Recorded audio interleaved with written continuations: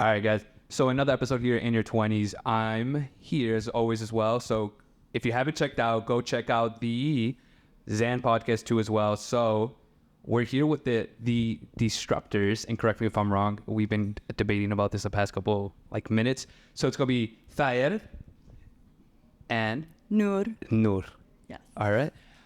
Guys, I've been seeing your content, and Hanny's been filling me in too as well with everything you guys are doing. And let me tell you, it's phenomenal. Me being a minority, a first generation, my parents have crossed the border too and faced a lot of, controversy. But what you guys are exposing, what you guys are going through, I feel like it's very touching what you guys are doing. And one of my first questions, and actually I'm very curious about, is what does it mean being Palestinian to you guys, and how would you guys represent yourself as Palestinians? I think the first thing that comes to mind for me is just resistance. Okay. Resistance, and how so? Just the struggle for resistance for our liberation has just been something that's marked being Palestinian for me, like my whole life. And I'm sure that Ed would say the same. Yeah, resistance, resilience, diversity. Being Palestinian, we're a product of all those who have traveled, stayed, lived, contributed to the society between the Mediterranean Sea, Jordan River, and the Red Sea, and being a descendant of all those peoples. So I know with the Palestinian thing, religion is so big. You guys are Muslim too, I'm assuming too as well, correct? Yes. Yeah, we are. Alhamdulillah. Yeah, alhamdulillah. Right. Yeah. So I've been learning too, words here. A lot of my friends actually, the past semester, I've been a lot of Muslim. They could be Indian, Palestinian, from Jordan, and the culture is really good. Do you think that your religion is how do I say it? Your religion defines you guys too as Palestinians? Or I ask that because I'm kind of curious too as well. Do you really think religion's really helping you guys as Palestinians unite together? I think I would preface it by saying I'm only speaking personally because there are Palestinian Christians. I mean, Jesus himself was born in Palestine. But personally, religion definitely does help me just have faith when you're dealing with an oppressor that's so powerful and so strong, and you feel like the most powerful people in the world support your annihilation. You have to have faith in something greater. So that's kind of where the comfort of religion comes in for me. Okay. Interesting. That is interesting. Do you think also too, with being Muslim too as well, do you think it impacts you guys of trying to describe yourself on social media? Because I know you guys are very controversial, which is phenomenal, because you guys are spreading awareness. You guys are using your voice, and you're my age. Keep in mind, guys, they're 23, 24. I'm 23, and such a young age, I feel like people don't take us serious. I still believe, right? So like I said, do you think that Muslim religion really defines you to help you speak out to the people? Yes, I do believe that. Being Muslim definitely instills a sense of necessity to take care and support humanity, the vulnerable, those who are most at risk. But then also being Palestinian, we're from the Holy Land, the 3 Abrahamic religions. That's where we're based, holy sites. So we as a people are quite naturally religious, if that makes sense. Very faithful people. Even some Palestinians who, let's say, will describe themselves as, let's say, atheist, they still have a sense of, maybe not atheist, but agnostic, have a sense of faith, have a sense of, we respect our holy sites. We respect what our land has been through, religious significance, or, and I think it's definitely important to highlight why you asked that question. Why did you ask that question? Why did I ask that? Yeah. Just because I feel like I'm not really 100% sure how to describe the religion, and I'm gonna tell you I'm a fan just because I'm telling you I'm developing more friendships with Muslim. and the culture is just so cool because I'm learning about like halal food. I'm learning about all this stuff, why it's halal, and all this. And I feel like it's cool, right? Can I convert? I probably couldn't because for the past 23 years, I've been, the culture of Mexican. But learning about your religion, I feel like you guys are just so united together. It's like being in the presence with Hanny, being in the presence right here. You feel the spirit, right? You feel the people united. You feel like it doesn't matter if you're Palestinian or not.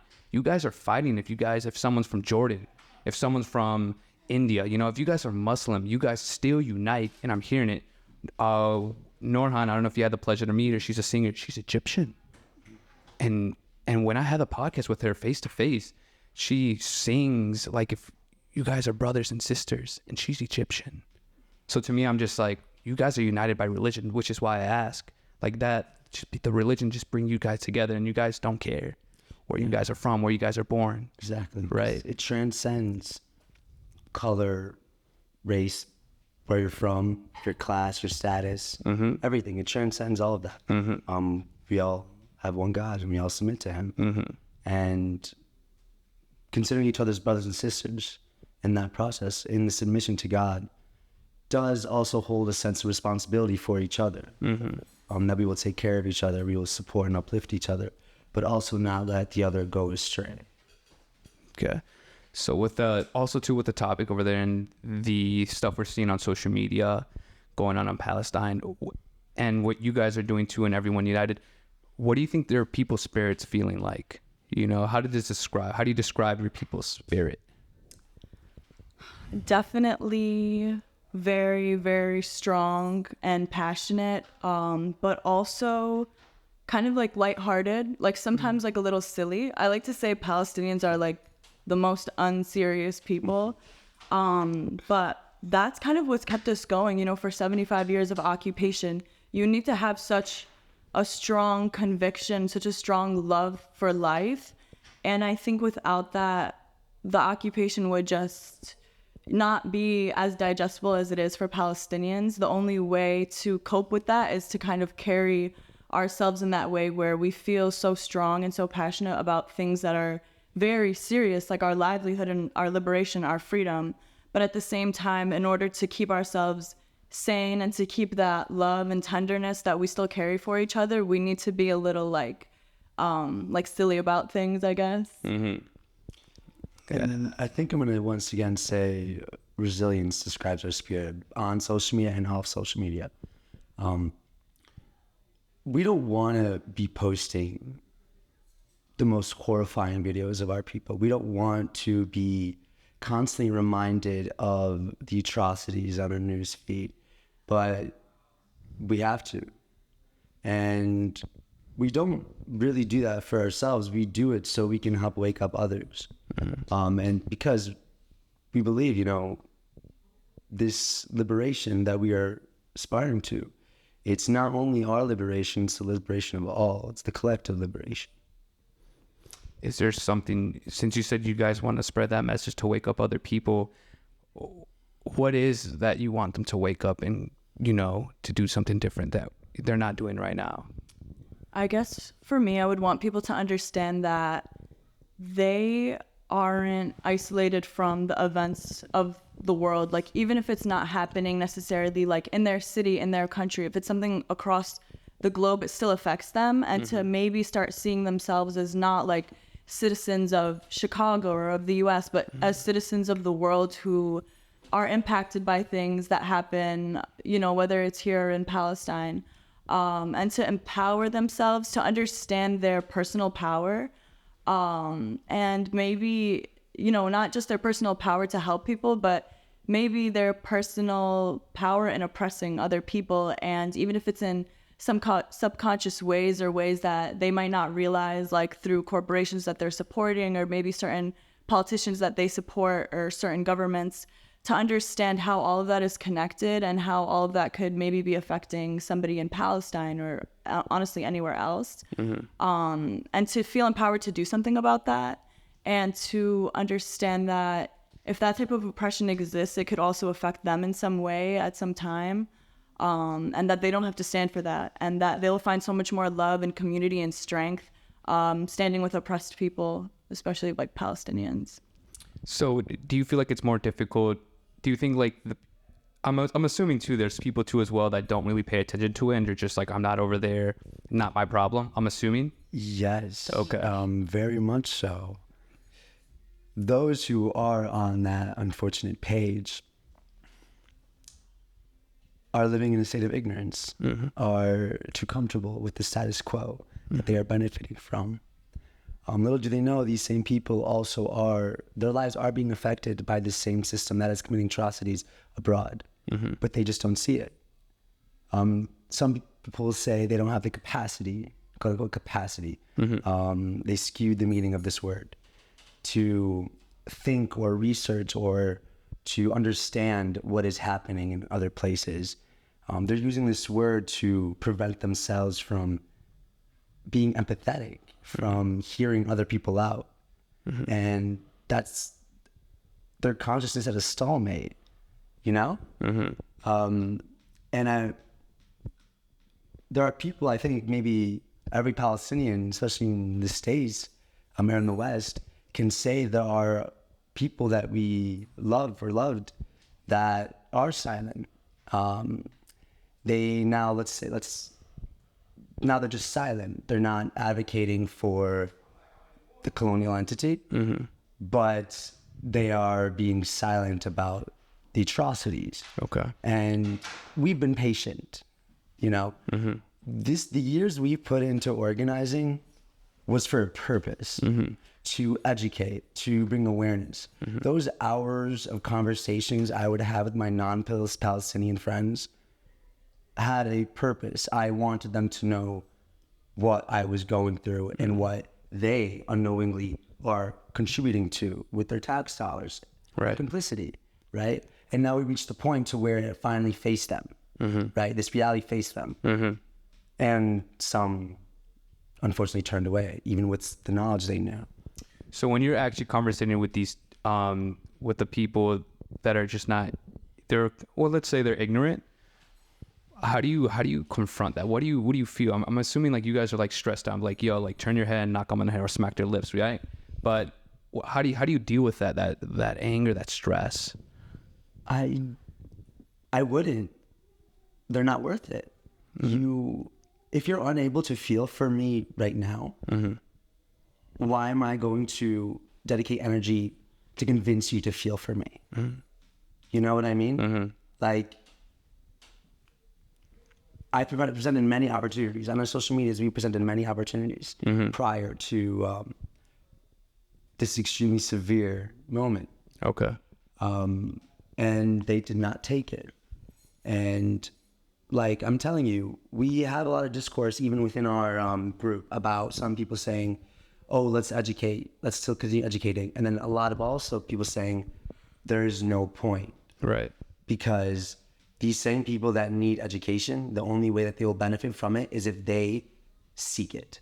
Do you know what I mean? If they seek it, if they do their own research, if they have a sense of vulnerability to understand that, hey, maybe what they've been raised to think or believe is wrong.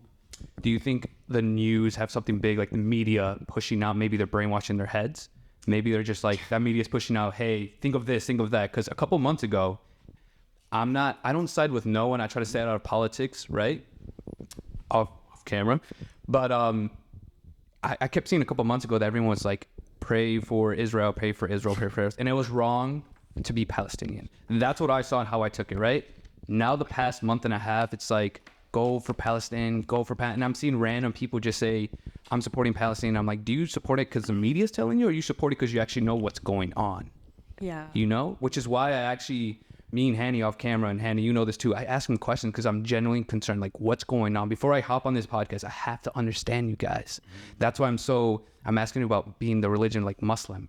I want to understand you guys to be in your shoes. I can never understand, but I want to be educated enough to actually have a conversation with you, for me trying to feel you, right? Because it's not an easy topic.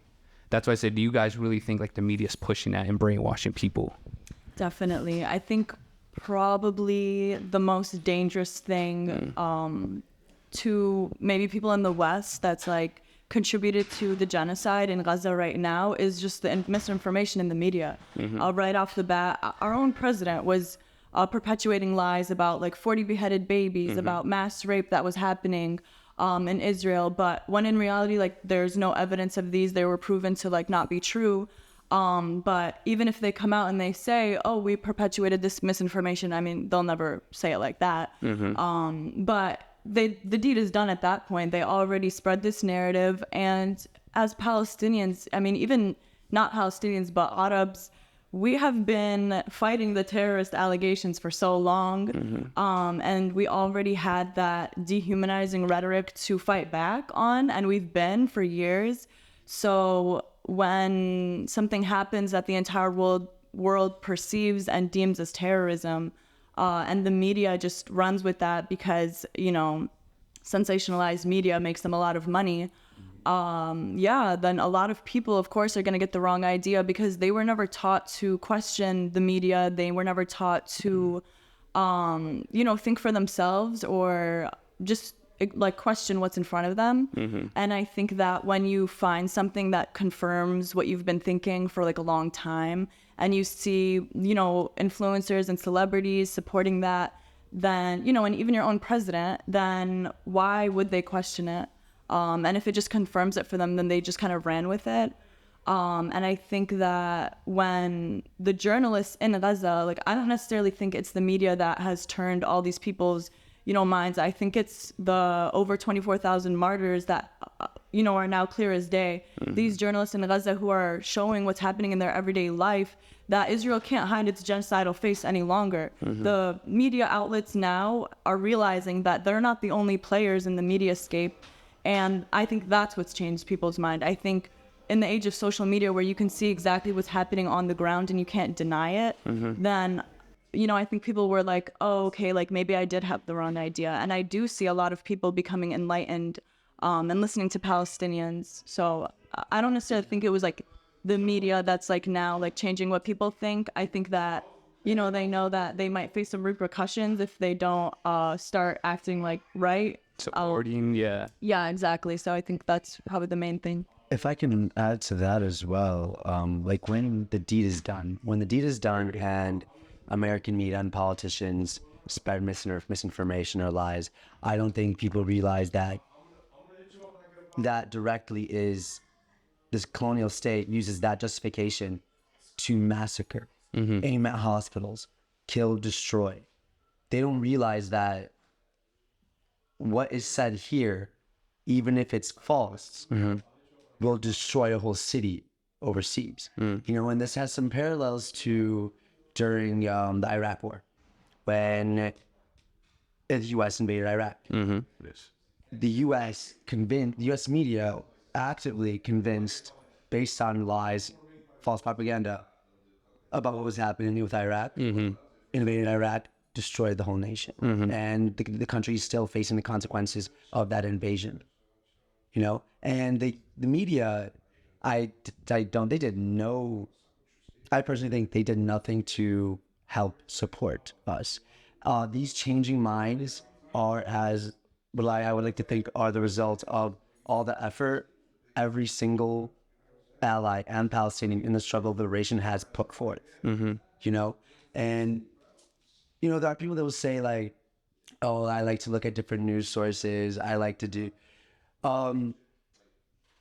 even if one is left wing, right wing, moderate, you'll find American media outlets tend to still portray information in a similar manner. For example, we'll say left wing, right wing, moderate. Each one they release a story, right? One might seem more towards Palestinians, right? But each one of those sources, for example, will mention the word Palestinian, let's say 10 times, but then Israeli 500 times. I know exactly what you're saying. Yeah. So that also plays into the role of dehumanization, right? How are people so easily able to watch and digest what is going on in Palestine? Because they've dehumanized us. Even if they don't think they have, they did. So when you're seeing that stuff, I'm assuming, and I'm only saying this off what I've heard. You guys, if you saw an Israeli, it's not that you guys hate them, because I genuinely feel, this is my opinion, don't feel like you guys actually hate each other if you met one in the street. You know what I mean? I feel like it's like the media trying to put one side to another. Either you're Israeli and Jew, and then you're Palestinian. You guys hate each other, right? But I feel like it's not the case, because I feel like if there's a Jew right here, right now, would you hate them just because they're Jew? Of course not. Yeah. Yeah. No. I don't know if you want it. Yeah, I think the media, when they kind of talk about like the two sides, I think the bigger issue is that they are making it seem like it's this war of like two sides and not a huge oppressor crushing an oppressed people who are literally just trying to live, are just trying to have their freedom and their democracy. So to even make it seem like Palestinians hate Israelis, Israelis hate Palestinians, that's not even necessarily what's going on. It's this settler colonial regime crushing the indigenous population. So you can't really sit and talk about how these people feel about each other when the material reality is that there's this oppressor imposing itself on the everyday life of Palestinians, and Palestinians are going to have some sort of reaction to that, you know? So it's like, you can't even sit and talk about, oh, how do Palestinians feel? Because I don't even think they have the understanding to truly grasp why a Palestinian might feel that way. Okay. You know, when they're like fighting their oppressor and they have like a liberation movement. And honestly, even for like me and Thad, like living in the US, like we might have different feelings than Palestinians who are on the ground and are actually like more directly affected by the occupation. And then, yeah, I think there's like a lot more context for like Israelis being active occupiers and active settlers. Like for me, if somebody was like Israeli, like being a settler, actively perpetuating the occupation on my land, I mean, I'm not going to sit here and say I'm going to like them, you know, but it's not like I'm not liking them for being that identity. I'm not liking them for continuing the occupation of my people and imposing themselves on the everyday life of my people. Okay. It's not about who they are. It's about the material reality and the actual effect of their actions. And let me ask you this then, guys. So do you think, since you guys are Palestinian, how do you feel like America helping Israel over there? Like, what do you think, like, just mind their business, or like, dude, like, relax, you know? I feel betrayed, right? Betrayed is such a great way to put it, because I do believe in the values of this country. I appreciate its freedoms, right? Especially when I go back to Palestine, I don't have any freedoms. So I appreciate it when I do have freedoms here. To see how the U.S. politicians, even the Democratic Party, is so blindly encouraging genocide of my people, I'm actually in awe, you know? I never actually expected, you know, we're aware that the U.S. is not the Palestinians' best friend. We are aware of that. We deal with that. We understand that. But to see them actively encourage sending more weapons, sending billions to literally encourage the demise of our people, and not even calling for it to stop, for a ceasefire, just betrayal. Yeah, and I'm not sure how my feelings are going to further evolve about the United States. I'm grateful for what has provided for me and my family, but it wouldn't have needed to do that if Israel did not expel us. And freedom in what way, though? Freedom, like, in what sense? So, what America offers, and then when you go back to Palestine, the freedom. So every single thing, freedom of speech, freedom of assembly, the Bill of Rights. Like, so when I'm in Palestine, I can't protest. If I protest the Israeli occupation, I'll get shot and killed. If I speak online, we're at risk of being raided and arrested. If I, to even go back to where we're from, we have to fly to Jordan and then cross the border, even though the closest airport to us in a lid is 30 minutes from my house. And of course, one of my favorite ones that the U.S. offers me is the freedom of movement. Right? Freedom of movement. We basically are allocated small islands of the West Bank, right? In those islands and around those islands are checkpoints. There are probably over 300 checkpoints. Some are considered flying. They randomly appear, right? Whereas where I live is also borders Jerusalem, where they put a wall taller than the Berlin Wall, cutting through Palestinian neighborhoods and Palestinian land, right? So we're not even allowed to go to Jerusalem, even though my family's origins is Jerusalem. It's your land. Yeah. The whole thing's your land. It's my land. Yeah. You know, my family's old home it's in the northwest of Jerusalem. Is renamed and made into an athletic park. Yeah, and if I wanted to go visit that old home, I'd have to request a permit from the Israeli authorities. So it's a very stark difference to my life here and there, you know? It's definitely, though, to be able to experience privilege. Like, I believe that we are privileged to even be standing here, breathing and talking to you. It's a privilege, going from privilege to oppression and inequality. To be able to experience those back and forth throughout one's life is unique, but it also empowers us to be able to stand up for what's right, to stand for the vulnerable, to, throughout our endeavors in this world, do good and be good for all, you know? I asked you that such a basic question just because I know that since it's such a basic question, like you said, your family's from Jerusalem and you can't even go, right? And people don't know that. People just be like, oh, whatever, what's the big deal, right? Not like that, but you can't even go where your people are from, bro. Yeah. And that's the crazy part why I asked such a simple question. But the answer is more detailed than that. Something that people don't understand. It's like a videographer behind the camera. They just think they're recording the person, but all the editing, the hours, all that, it's the same thing, man. Yeah. And that's why I asked you stuff like that. So kind of I wanted to ask more about like the Zionist, because I myself aren't really aware of what that group is, what that group does. Zionism. I don't know if, Zionism. If you guys want to fill me in a little bit on what is it? Like, what is that? Yeah. So Zionism as a political movement is basically founded on the erasure of the Palestinian people. So Zionism in reality is the perpetuation and the success of the settler colonial state of Israel. And settler colonialism, kind of to break it down, it's like what it sounds like. So colonialism is like when a country, takes over another country, they ruin their way of life. They impose the colonizer countries' rules on them. But when you're a settler colonial state, it's a little bit more sinister because of the settler aspect. Because you're going to the land, not only are you colonizing it, but you're settling there. So you're taking over the population as well, not just the country, but you're also creating a new population.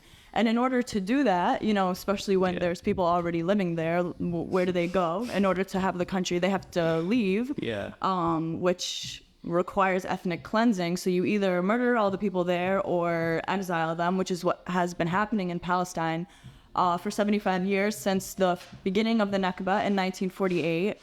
So, in a nutshell, that's like what Zionism is. So when somebody is a Zionist, they're kind of subscribing to those values of the apartheid state of Israel. And at the end of the day, the bottom line is that Zionism can't exist without the erasure of Palestinians, which is extremely violent. So would you compare, now since I'm more aware, would you compare them to Nazis? Zionists? Yeah. Zionists? Yeah, or worse. So Zionism was a nationalistic movement. Started in Europe. And would you compare them to like Nazis? Okay, so before we get to that, right, I'll give you some more based on Zionism. Yeah. It's a nationalistic movement that started in Europe by a secular Jew.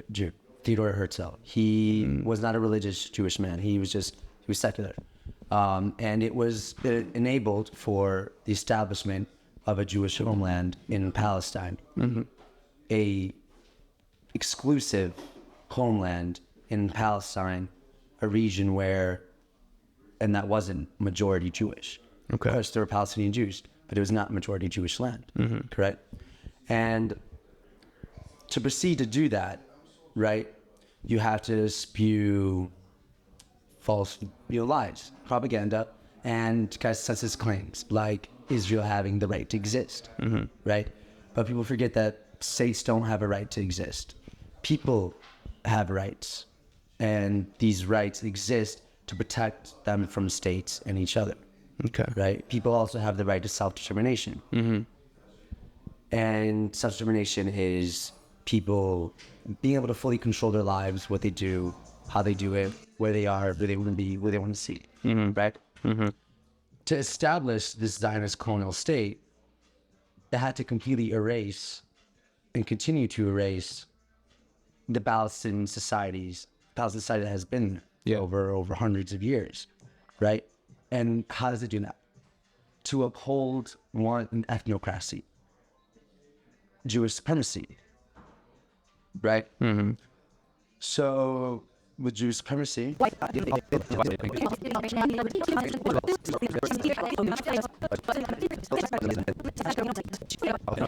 so with the Palestine movement going to Chicago, of course, you guys are aware of it, right? Yeah. So what do you think is the movement? Like, what are you guys happy? Like, there's a movement going on, and then stuff is actually being aware, or like, what do you guys make of it? of course, this essentially is what, like I said, it's the result of the years of organizing we put in. It is the result of actually all parts of civil society, from the arts to politics to business, do what they can to contribute to the liberation of Palestine. And you have marches, you have rallies, you have direct actions, you have people in the music industry spreading Palestinian music. It's true. Right? These all play a role for the freedom of Palestine. And I think one of the most beautiful parts of it is we see people, Palestinian or not, Palestinian allies, who haven't been able to find their voice in the struggle, or have kind of been on the sidelines, screaming and shouting, using their right. And people finally recognize they have a right to speak, to freedom, to shout, assembly. And this is why Chicago is a hub, right? On top of that, we have over hundreds of thousands of Palestinians here, right?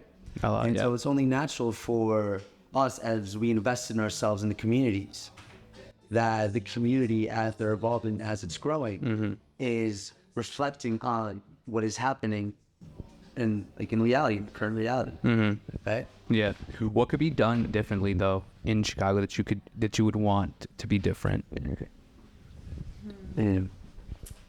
Ceasefire now. Yeah, I think maybe if our politicians, I'm not really one to ever have faith in politicians, but maybe if they divested themselves from Israeli lobbyists like AIPAC, the American Israel Public Affairs Committee, then they wouldn't be so invested in like the genocide in Gaza, for example. Like they wouldn't be so bent on, not calling for a ceasefire, or like even doing something so simple as not calling what's happening in Gaza genocide. I don't think necessarily the movement itself. I would always love to see more people out, more people feeling empowered to say whatever they want to say. But I don't necessarily wish that people in the movement were doing something different. I wish that the circumstances were different for us. Like the censorship is crazy. Even organizing, when I used to organize on campus when I was in school, we got docs just for organizing for Palestine. Like me personally, all my information is out on the internet on blacklist websites because, I support Palestine, and I don't know if you are too, that, but a lot of our friends, all of the organizers for Palestine, they're all posted online, all their information. And I think a lot of people hesitate to support Palestine publicly because of that. They're deterred, there's a high risk that you might not even be able to ever go into Palestine again because of your activism. So I wish that was different. I wish people felt more empowered, because I really think if all of us rose up, we could make so much more of a difference. And I wish that we could get people's attention more. I think lately people's attention has been kind of like dying out. It's obviously like not as trendy, like on social media, like things go through trend cycles, and it's not as trendy now to like keep supporting Palestine. I mean, I do think that people are supporting Palestine, but they're not taking action. The action is obviously the most important part. Yep. You know, people have slowed down on posting, on like attending protests, on attending actions, things like that. So maybe, so one thing would be less censorship, and then the other would be our politicians divesting from Israeli lobbies that control them and force them to support Israel. That's good. I don't know. You guys aren't really being supported by any other country that I'm aware of, right? What would you advise your people? Yeah, of course, stay strong and the morals, but what would you advise them if they're looking out there? If they're looking at this right now from over there, what would you advise them to do? To keep. So, being a Palestinian isn't easy. You know, we embody struggle. We struggle, and to my fellow Sunnis in Palestine, in Palestine right now, all I would tell them is I will continue to do everything I can here to make it better for you and us back home. That's all I can say, because they're doing all the hard work. They're enduring the oppression. They're enduring the checkpoints, the missiles. They're enduring all of it. And so we here, with the privilege, we are going to do every single thing that we can to allow our people to live in liberty in Palestine. Yeah, I wouldn't necessarily ask them to do anything or to change anything, except to please just continue to have faith, like continue to be strong. Like that said, they've really done all the hard work. They're the ones who are directly facing the occupation. And I would just say that we will never forget you. We will never stop fighting for you. And, you know, we will bring justice to all of our martyrs, not just from this recent genocide in Gaza, but all of our martyrs from 1948, when the start of the Nakba happened and the settler colonial state of Israel was established.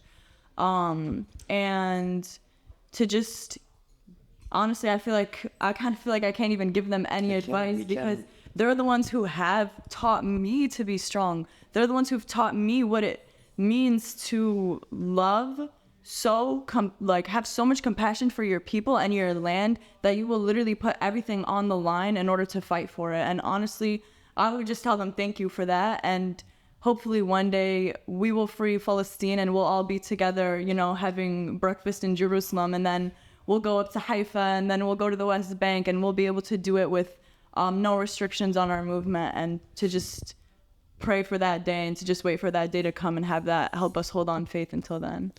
So this is more of a religion topic. That's a beautiful answer. I keep hearing that Judgment Day is coming, or like it says in the Bible, like judgment, like all this is happening because it's already said or written. I don't know if you guys want to touch on that. I guess we'll touch on it in a way. I think we can actually tie this to Zionism, to Manifest Destiny, to White Man's Burden, to the Divine Revelation of the UK. So all of these movements, right, to establish, settle, and expand, all had the backing of some kind of religious skew of religion or religious thought, right? Religious thought or skew or manipulation of religious thought helped set off the massacres in the Philippines, the erasure of Native Americans, the denial of Palestinians' right of return and the right to exist and resist. This is where, like, we as Palestinians want to say, cut your religion out of this shit. Like, don't talk about your religion and my people. You know what I mean? This is where, like, yes, we are the Holy Land, but stop bringing your religious beliefs into this, right? Because we are the Holy Land, but it is our land. Right. You know what I mean? Yeah. 100%. No, Yeah. 100%. And regarding Judgment Day, specifically this concept and this approach to Zionism is mainly by evangelical Americans who believe that the end of the world and Jesus will rise in the land of Israel. Okay. And that justification is also why they're the main contributors to Zionist funding and to the state of Israel. That on top of that, part of that belief system is when Christ rises, everyone gets killed. So they want all the Jews to go one place basically and get killed. Yeah. See all these religious thought is put into this. It's like, stop doing that. You know what I mean? Yeah. But it's a huge accomplice in this, right? Because that is initially started as a quote unquote secular movement, nationalist movement. And now to keep the ball rolling, what have its benefactors realized they have to do? Tie religion into it. Because having faith or based on faith tends to also lead to the most extremes, right? So, yeah, Judgment Day. So, yeah. It's a good answer. That's a good answer. I'm a psych major. I'm just going to put that out there. Oh, cool. So just short on time because I don't want to take a lot of your time either as well. And so to approach this situation, what would you guys do if you were in power and you were in the political chair to change whatever situation is going on right now? What would you guys do? Where would you guys start to fix this? I mean, I would dismantle the state of Israel and end to the occupation. That's the whole thing. I don't know I guess it's complicated because it's what type of political power do I have in this hypothetical scenario? But if I'm just looking at politics right now, the U.S. is so invested in Israel, and Israel is kind of just a U.S. military base in the Middle East. So I think I would just destroy Western imperialism. I don't know. It's Obviously the first thing would be to end the siege on Gaza, to stop the bombs from falling on the people of Gaza. That's obviously the most pressing part of this.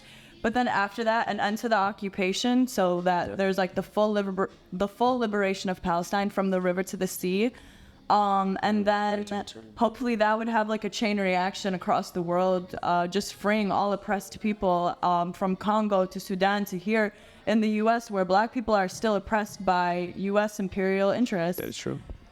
Yeah, I don't know what politician I'd be though, because I hate all politicians. Facts. No facts. Facts. Yeah. Where would you start? If I was a politician? Not necessarily a politician, to fix the situation that's going on right now in Palestine. As a politician? It could be, yeah, as a politician. Well, I mean, to just essentially give my people our right, ensure our people are right, end the siege and the occupation, right of return, Palestinians return. Let's collectively make Palestine the equal state for all that we envisioned it to be. It's pretty simple, honestly. It's pretty simple. A free Palestine from the river to the sea. This concept really only scares those whose security comes at our expense.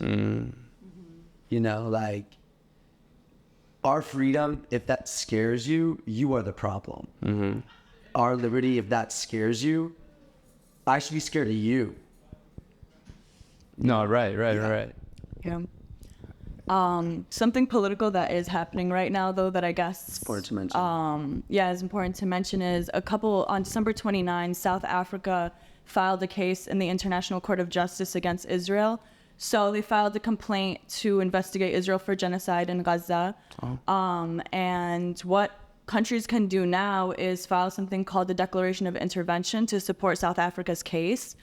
Obviously, I'm not blind to the reality of the world, and I know that this wouldn't necessarily bring Gaza to justice, but obviously we need to come at this at all fronts, and I think it's important for the crime of genocide to not be able to be committed with impunity. If any nation is committing genocide or oppression to the level that Israel is, there needs to be some sort of repercussions for that. So that's like a good start. And if you live anywhere in the world, you can petition your government and petition different foreign embassies in your city to file a declaration of intervention, and to support South Africa's case in the ICJ, and then hopefully we can get justice on that front, but then, end the occupation and free Palestine. While we have that international, we also have the ceasefire resolution being brought to City Hall next week.